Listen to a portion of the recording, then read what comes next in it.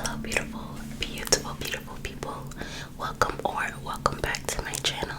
I hope you all are having an amazing, marvelous, and magnificent day or night. My name is TV, and if you're a true crime lover like me, please don't forget to like, comment, and subscribe to the channel. If you are interested in true crime, I do upload 2 videos a week. I try my best, Mondays and Fridays, or whenever I can. True crime content. I read true crime books, and I also upload true crime cases from time to time in ASMR format. So if you're wondering why I'm whispering, it is an ASMR channel. Shout out to my first comment winner, Elizabeth Cisneros. I hope I pronounced that correctly. If I butchered that, I am so sorry. But shout out to you, girl. Thank you so much for supporting me and commenting on my last video.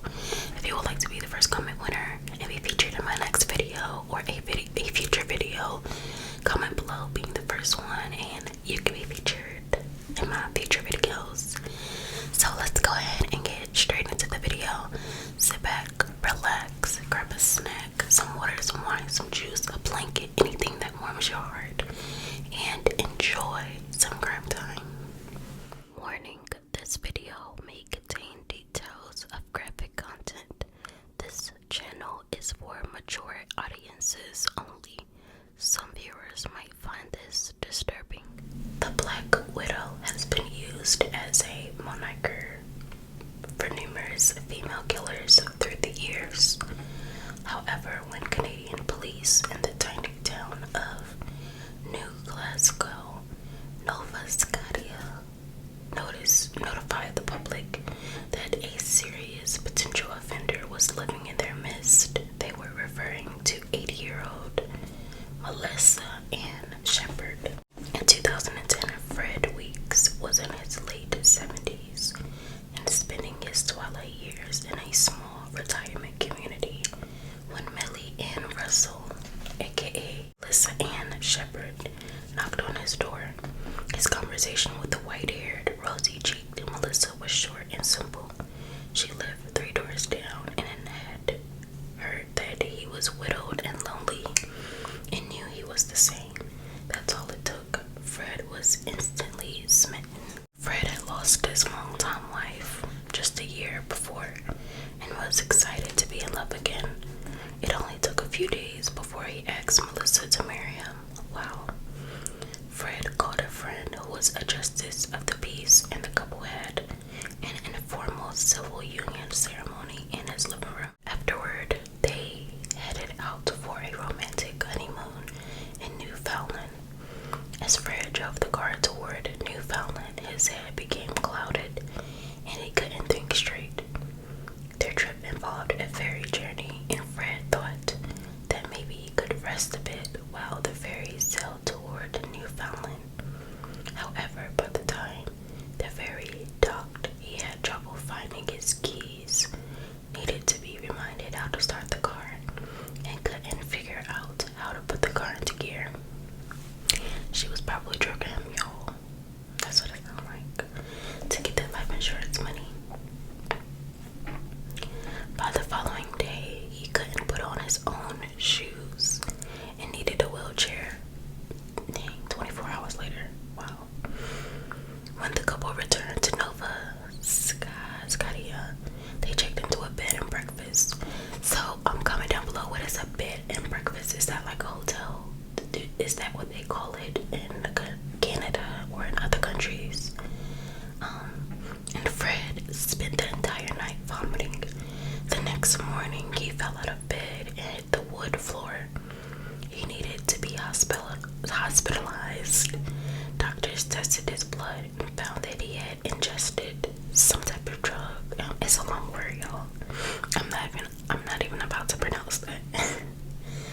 A tranquilizer used to treat anxiety. Melissa had been putting the drugs in his coffee, y'all. She had been putting the drugs in his coffee.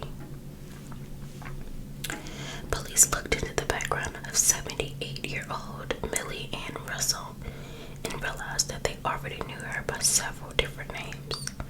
Melissa Ann Russell was born in 1935 through several marriages, was known by the surnames Shephard, Stewart, Friedrich, and now Weeks. With the exception of her first marriage to Russell Shephard, all subsequent marriages ended in diabolical manipulation or death. Let's get into the story.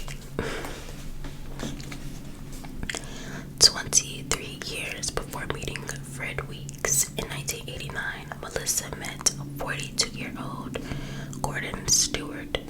Although his wife had died of cancer 3 years earlier, he was still grieving. Melissa was recently separated from her first husband and knew all the right things to say. Melissa and Gordon fell in love. Gordon's family didn't think much of Melissa, though.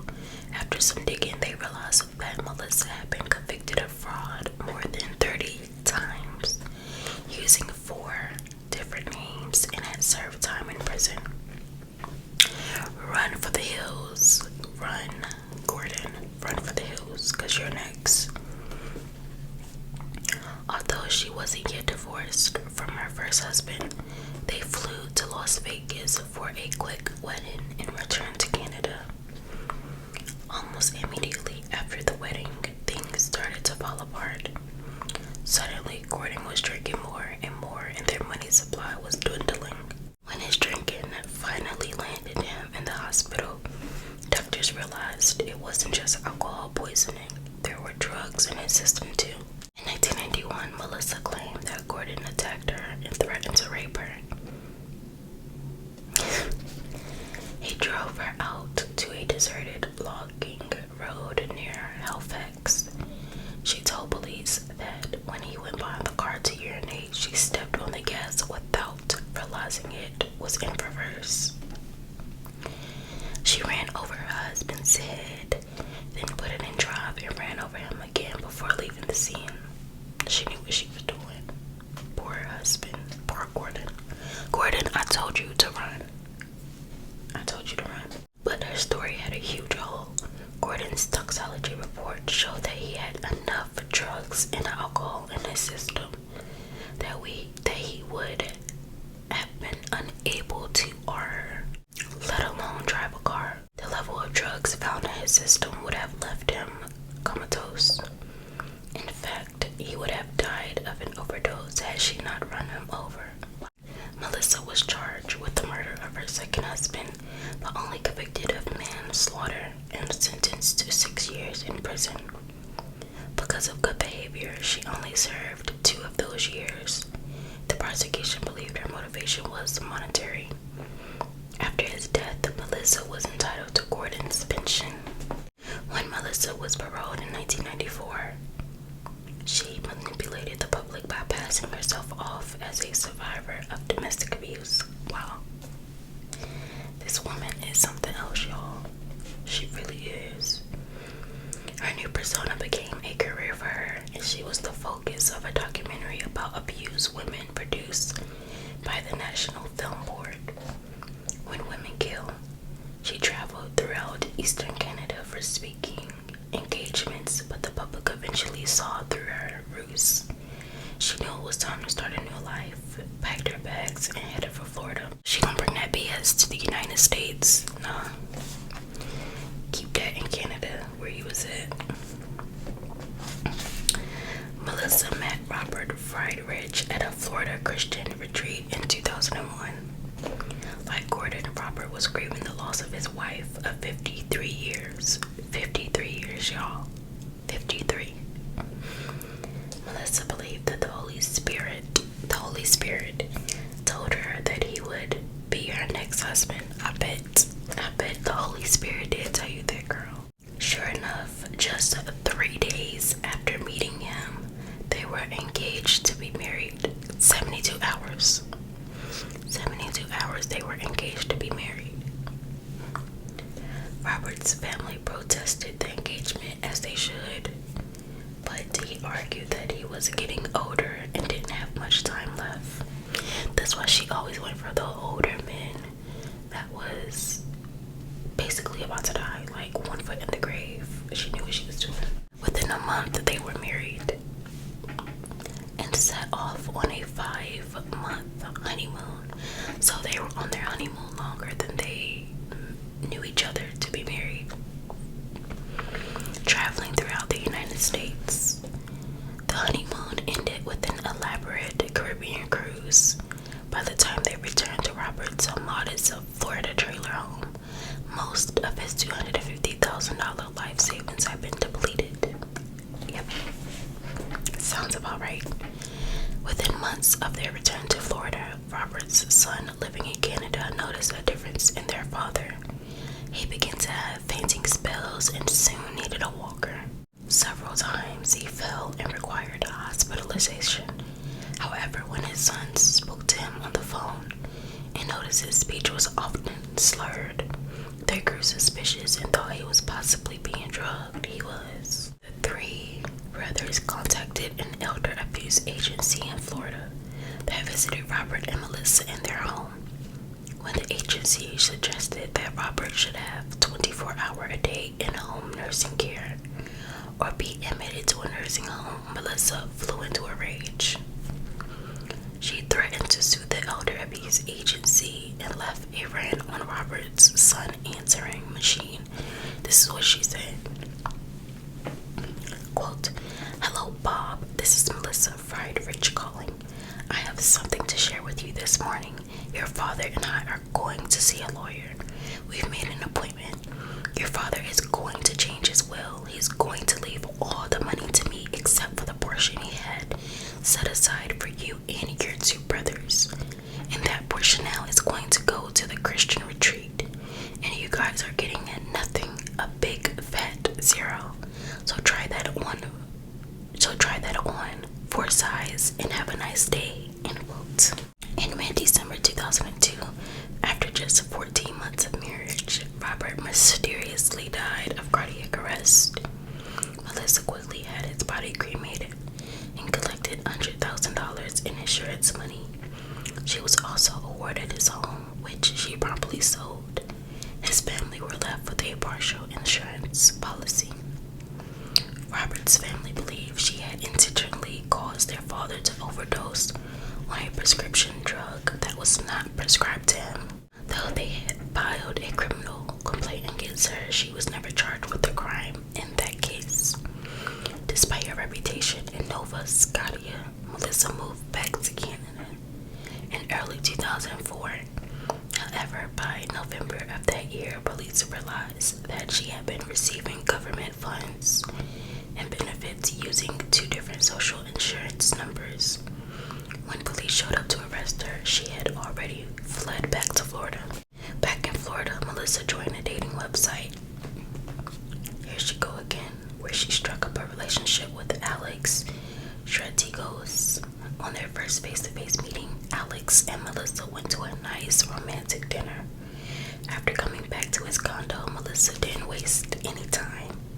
They slept together that first night, but when he woke in the middle of the night to use the bathroom, his vision was blurry and he felt dizzy. Over the next 2 months, Alex was hospitalized 8 times. Like men before him, Alex's family took notice of his quickly faltering health and his dwindling bank account. When he was admitted to the hospital, and tests showed that he had tranquilizers in his system. Alex soon required a wheelchair and was admitted to a nursing home. The family knew she was poisoning him. While he was in a drug-induced stupor, Melissa had him sign power of attorney over to her. She depleted his bank accounts and was in the process of selling his condo when his family alerted police. Alex later said, quote, "She's a nice woman. She treated me alright until she started giving me drugs," end quote. Melissa was charged with forgery, grand theft, and using a forged document. She had been feeding him drugs and his ice cream. She pleaded guilty and was sentenced to 5 years in prison. Her prison sentence, she was out again. She returned to Nova Scotia in 2012 using the name Millie Ann Russell. This brings us back to the earlier story of her fourth husband, Fred Weeks, who she met by knocking on the door of his retirement home. Fred survived their fateful honeymoon trip to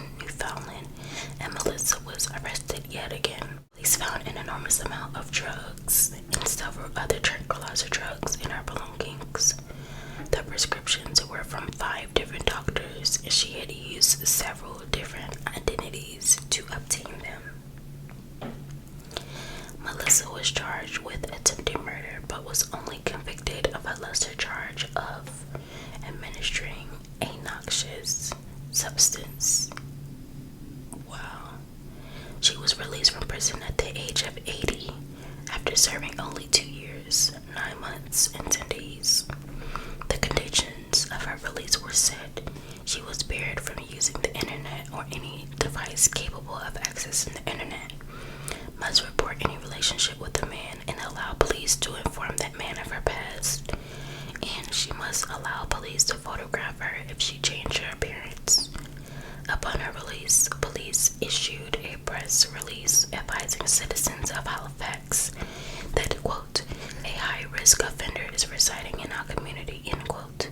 Within a month of her release, Melissa Ann Shephard was arrested again for using a computer to access the internet in a public library, violating the terms of her release. I know that was a short story, but I'm going to actually look up like where she is today.